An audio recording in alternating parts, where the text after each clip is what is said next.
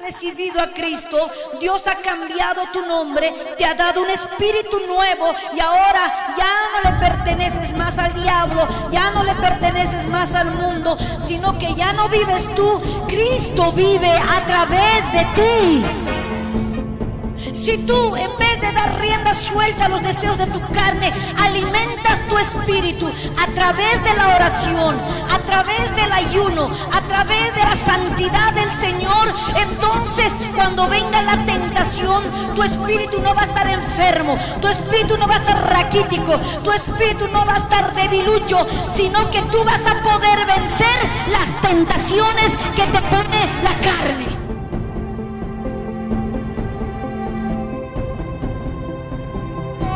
Es muy importante para nosotros. Dios quiere que conquistemos. Dios quiere que subamos a otros niveles. La nueva unción no es solamente para que tú sientas, experimentes algo en tu vida. Dios quiere que su pueblo ahora no se quede solamente en las puertas de sus atrios. Él quiere que entres al lugar santísimo y conozcas la gloria de Dios para tu vida. Cosas sobrenaturales que nunca hemos experimentado en nuestra vida.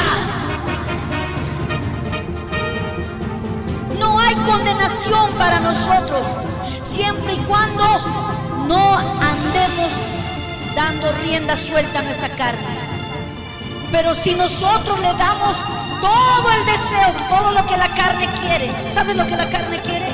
No quiere que te levantes de madrugada, no quiere que ames la obra de Dios, no quiere que estés en las cosas de Dios. Él dice: el mundo está muy lindo, vamos ahí, haremos esto, la fama, la fortuna, la vanagloria de esta vida, el ocuparse de la vanidad de esta vida. ¿Qué es ocuparse de la vanidad de esta vida? Pensar y estar pensando, ocupado en las cosas de esta tierra. Pero Dios te ha librado de esa esclavitud que antes el diablo te tenía cegado.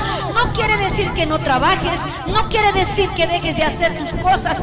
Puedes hacer, puedes trabajar, estudiar, pero sobre todas las cosas tú tienes que poner en primer lugar a Dios.